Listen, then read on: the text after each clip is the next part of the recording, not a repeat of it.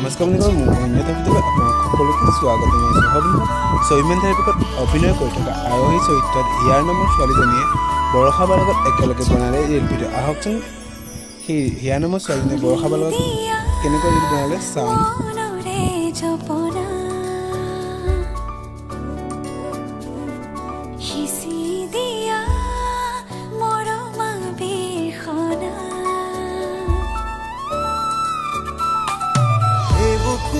Dubuku dusoku relu kabaku